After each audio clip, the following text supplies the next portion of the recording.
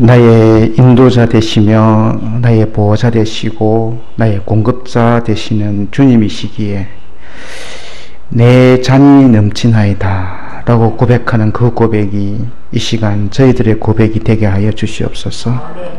이 고백 앞에 오늘 이 시간 선포되는 말씀 또한 나의 인도자 되시고 보호자 되시며 공급자 되시기에 이 말씀 앞에 아멘으로 화답하게 하옵소서.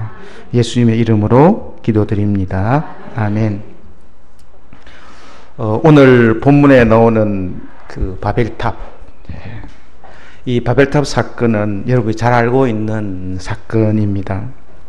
노아의 홍수에서 살아난 사람들이 다시 번성하면서 그들은 동방의 시날 평지에 거류하게 됩니다. 그리고 그들은 그곳에서 바벨탑을 쌓게 됩니다. 그런데 이 바벨탑 사건은 인간의 역사에 중대한 변화가 일어나고 있음을 보여주고 있습니다.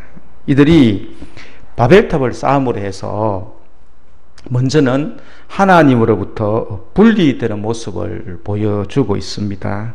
오늘 본문 2절 말씀에 보게 되면 이에 그들이 동방으로 옮기다가 시날 평지를 만나 거기 거류하며 이렇게 말씀하고 있는데, 이때 이 동방, 이 창세기에서 동쪽으로 옮긴다, 이 동쪽의 의미는 하나님으로부터 분리되는 말로 사용이 되고 있습니다. 하나님으로부터 쫓겨난 자, 하나님으로부터 쫓겨난 자가 가는 방향을 이야기할 때 이 동쪽이라는 표현을 사용을 합니다. 아담이 죄를 짓고 쫓겨난 곳이 에덴의 동쪽입니다.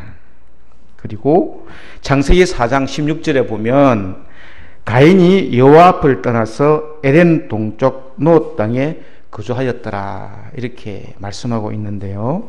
가인 역시 동생을 죽이고 동쪽 노 땅에 거주하였다는 말로 하나님으로부터 멀어지고 있음을 표현하고 있습니다.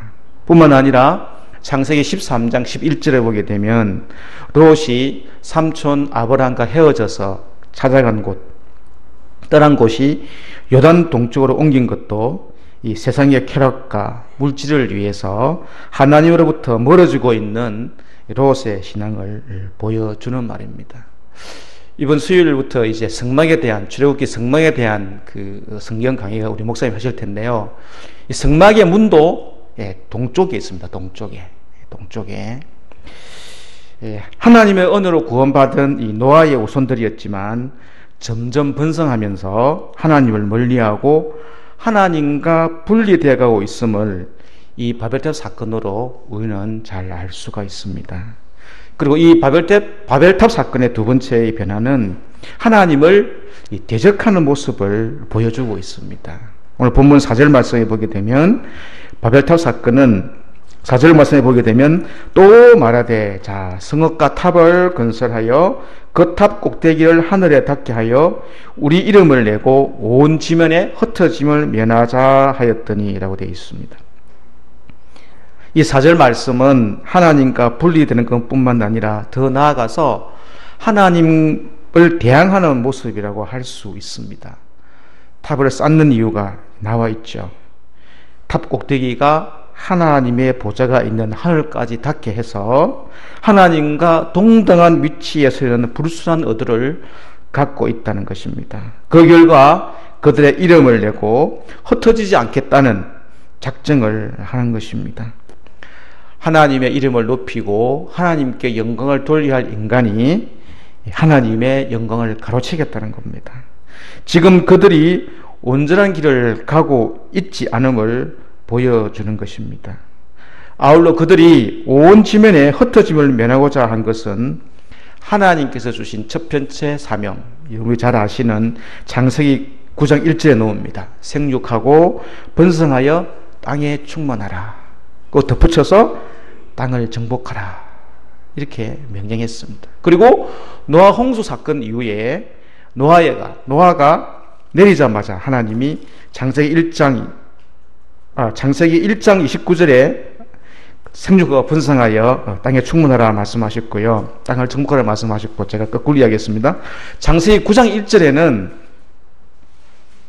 노아가 내리자마자 하나님이 또 명령하십니다.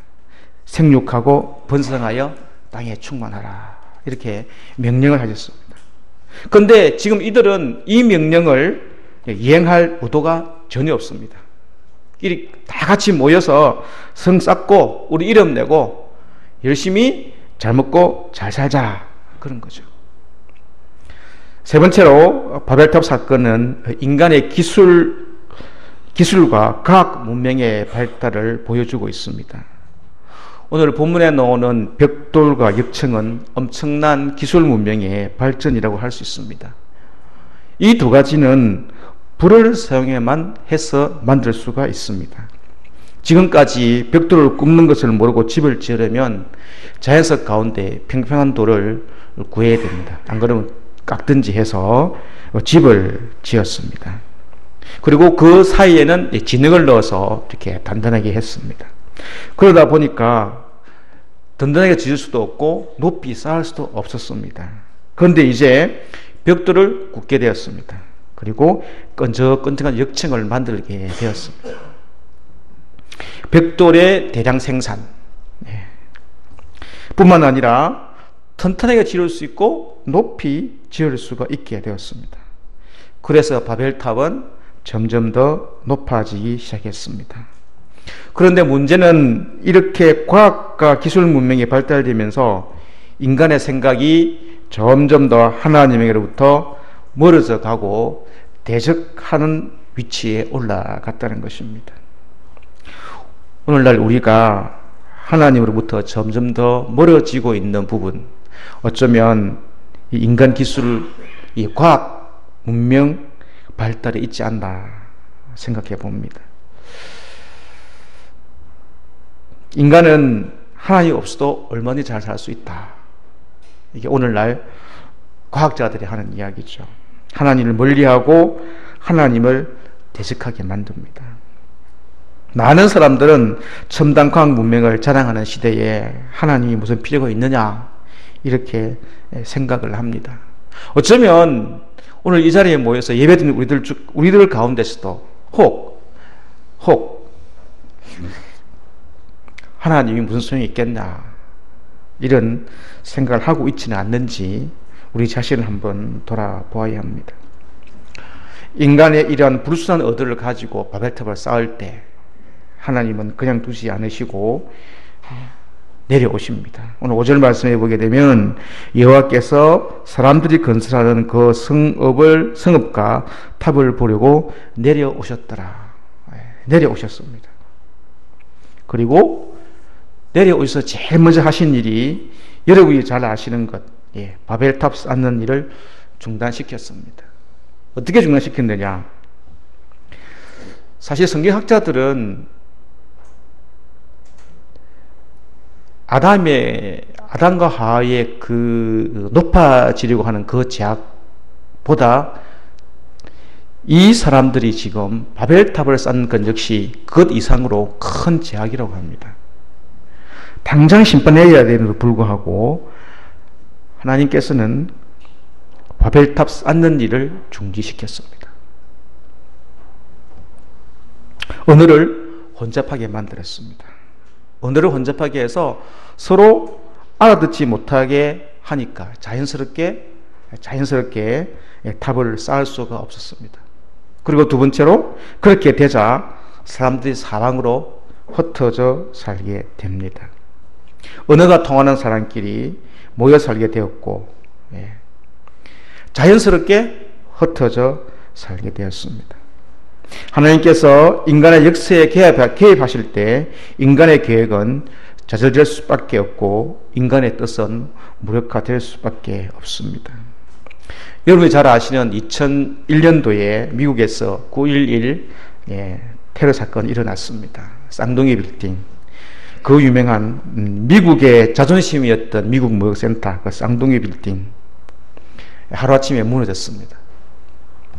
아마 그것을 만드는 데는 무척 오랜 시간이 걸렸을 것입니다. 그리고 거기에 일하는 사람들은 이 전 세계적으로 내놓으라 하는 경제 전문가들과 브레인들이었습니다. 그들이 그 부와 명색을 쌓는 데는 많은 정성과 노력과 시간이 아마 들었을 것입니다. 그런데 그것이 무너지는 데는요, 별과 몇 분밖에 걸리지 않았습니다. 바벨탑, 겉으로 볼 때는 크고 멋있고 화려한 인간 문명의 금자탑이었습니다. 그렇지만 하나님이 없는 풍요, 하나님이 없는 성공, 하나님 허락하시는 그 성은 아무런 소용이 없습니다. 사랑하는 성도 여러분, 바벨탑 사건은 결코 성서에 나와 있는 나하고는 상관없는 남의 일이 아닙니다. 우리 안에도 이 바벨탑 같은 요소들이 사실은 많이 있습니다. 무한 경쟁 시대에 나의 스펙을 열심히 쌓아서 내 이름을 내고 좋은 직장 가야 되고 물질 많이 버는 직장 가야 되고 안락하게 살아야 되고 높은 지위, 높은 명성, 많은 물질 높이 쌓기 위해서 우리는 얼마나 경쟁하고 있습니까? 그런데 그 높이 쌓고자 하는 그 안에 내 욕심만이 가득 차 있고 하나님의 은혜가 없다 그러면 그것은 아무런 소용이 없습니다. 그런 것들을 위해서 자꾸만 세상을 향하는 것은 우리 모두 다 우리에게 있는 이 바벨탑의 모습입니다. 하나님의 뜻과 반대로 세상의 물질과 쾌락을 쫓아 동쪽으로 옮겨간 롯은 결국 소돔과 고모라의 멸망과 함께 그도 모든 것을 잃어버리고 말았습니다. 무슨 일을 하든지 간에 하나님이 기뻐하시지 않는 일은 반드시 하나님께서 흩으십니다. 그리고 하나님께서 부수신다는 사실입니다. 세 번째 마지막으로 이 땅에 내려오신 하나님은 새로운 이 계획으로 인간을 구원하십니다. 하나님은 인간이 세운 바벨탑을 무너뜨리셨습니다. 그리고 하나님이 세우신 구원 계획을 오늘 창세기 12장을 통해서 보여주고 있습니다. 바로 아브라함을 믿음의 조상으로 택하시는 것입니다. 인간을 구원하기 위해서 하나님은 아브라함을 택하셨고 그 아브라함과 다윗의 자손 예수 그리스도를 통하여 세계를 구원하시는 구원의 역사를 이루신 것입니다. 바벨탑을 무너뜨리시는 하나님의 계획은 어떤 면에서는 우리를 향한 하나님의 아름다운 섭리라고 할 수 있습니다. 저는 오늘 말씀 제목을 하나님의 은혜 이렇게 하려다가 그냥 바벨탑 사건의 교훈으로 했습니다. 바벨탑을 무너뜨리는 것은 하나님의 은혜입니다. 오늘 오전에 목사님 말씀하셨습니다.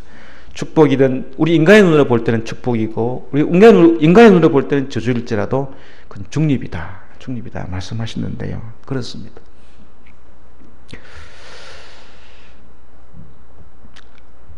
하나님께서는 바벨탑을 무너뜨림으로 해서 우리 인간을 구원하시는 구원 계획을 실행시켰었습니다. 여러분이 잘 아시는 것처럼 하나님은 인간을 죄와 사망에서 구원하시기 위해서 독생자 예수를 이 땅에 보내주셨습니다. 예수님이 이 땅에 오심으로 인간은 구원의 길을 알게 되었고 그리고 예수님이 십자가를 지심으로 구원의 길이 열렸습니다.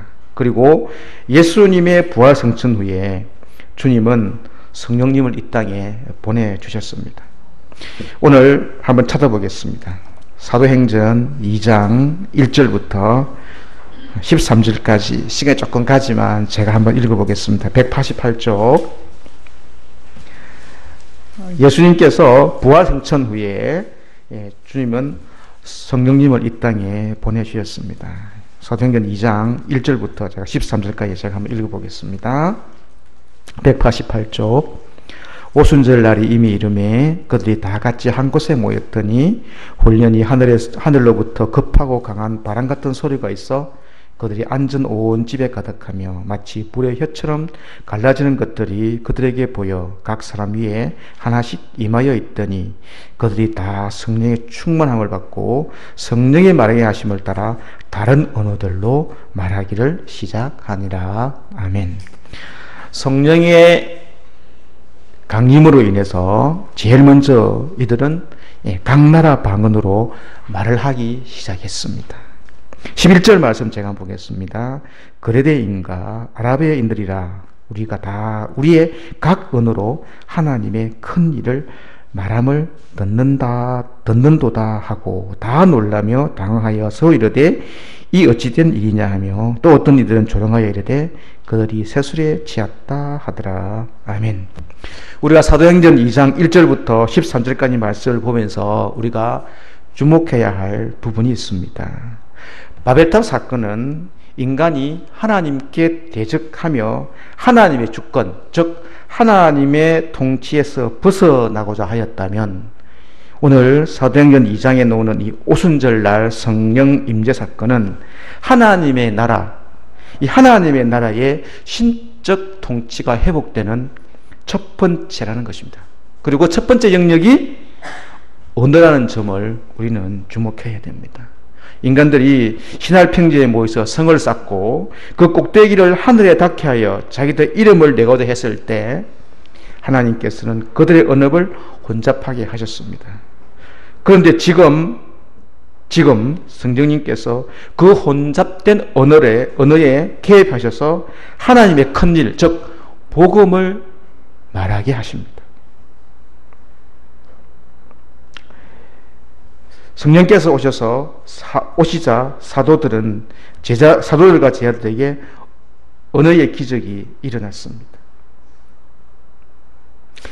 성령께서는 획일적으로 한 언어로 통일하지 않으시고 오히려 다양한 언어로 복음을 듣고 이해하도록 하셨습니다.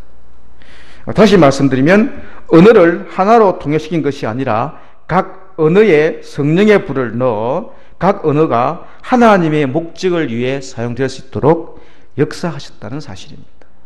그래서 이 바벨탑 사건과 이 오순절날 성령 강림 사건은요 서로 연결되어 있습니다. 흩으시고 모으시고. 이 오순절날 성령 사건을 통해서 무엇이 만들어집니까? 바로 교회가 탄생하게 됩니다. 성령님이 이 땅에 오심으로 인간은 성령 하나님과 함께할 수 있는 길이 열렸습니다. 성령님이 인도하심을 받는 존재가 되었습니다.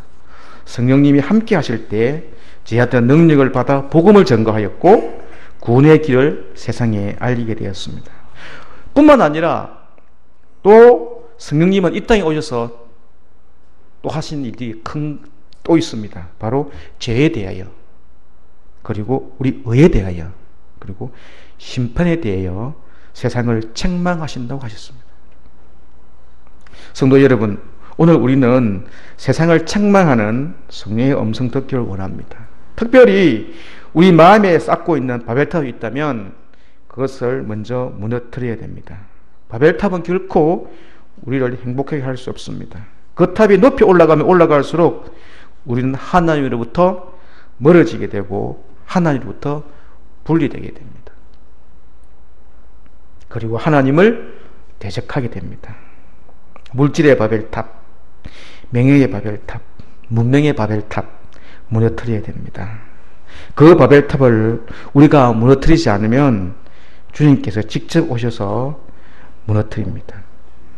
내 마음이 편하고 안락한 나의 바벨탑을 꿈꾸고 있지는 않은지 우리 자신을 한번 살펴야 되겠습니다. 점점 더 동쪽으로, 세상 쪽으로, 소돔과 고모라 쪽으로 기울어져 가고 있지는 않는지 우리 자신을 살펴보아야 됩니다. 힘들고 어려워도 믿음의 길, 주님의 길을 걸어가는 저와 여러분이 될 수 있기를 바랍니다. 말씀을 맺습니다. 우리 마음에는 이 바벨탑의 길과 십자의 길, 이 두 길이 항상 싸우고 있습니다. 사탄은 우리에게 바벨탑의 길을 가라고 속삭입니다. 야야야, 내한테 절만 해봐, 내 다 줄게. 예수님도 그랬죠. 절을 해라, 그 영광 다 주겠다. 그러나 예수님은 사탄아 물러가라 이렇게 외치시면서 힘들고 어려운 십자의 길을 가고자 결단하셨습니다. 그 많은 능력으로 온 세상을 지배하실 수 있었지만 오히려 자기를 낮추시고 세상 사람들을 구원하시기 위해서 십자가에 자신의 생명을 내어주는 십자가의 길을 선택하셨습니다. 오늘 우리도 우리 마음속에 일어나고 있는 세속주의, 물질주의, 바벨탑을 무너뜨릴 수 있기를 바랍니다. 내 힘으로, 내 의지로 못합니다, 여러분. 제가 여러분 잘 아시는 사도행전 1장 8절 말씀 제가 읽어보겠습니다. 오직 성령이 너희에게 임하시면 너희가 권능을 받고 예루살렘과 온 유대와 사마리아와 땅끝까지 이르러 내 증인이 되리라. 내 안에 있는 것 무너뜨리려고 하면 내 의지만으로는 안 됩니다. 주님이 주시는 성령의 충만함으로, 성령 충만함으로 이겨낼 수가 있습니다. 제가 늘 말씀드리지 않습니까? 설교할 때마다 내 힘으로 하지 말라고, 내 의지대로 하시지 마시라고, 주님이 주시는 성령으로 하시라고. 성령 충만함으로 예수님이 가르쳐 주신 십자가 정신을 따라가는 십자가의 길, 십자가의 삶을 살아가는 저 여러분 될 수 있기를 주님의 이름으로 축원드립니다. 아멘. 기도드리겠습니다. 생육하고 번성하여 땅에 충만하라, 땅을 정복하라는 주님의 명령보다는 세상적으로 잘 먹고 잘 살기 위해서 내 안에 바벨탑을 쌓고 있지는 않은지 이 시간 우리 자신을 돌아보기 원합니다. 특별히 저희들에게 성령 충만으로 채워주시옵소서. 그리해서 힘들어도 어려워도 주님이 주시는 성령의 충만함으로 내 안에 쌓고 있는 바벨탑을 무너뜨리고 주님이 가르쳐 주신 십자가의 길, 십자가의 삶을 살아감으로 주님 주시는 참된 복을 받아 누리는 저희들 되게 하여 주시옵소서. 예수님의 이름으로 기도드립니다. 아멘.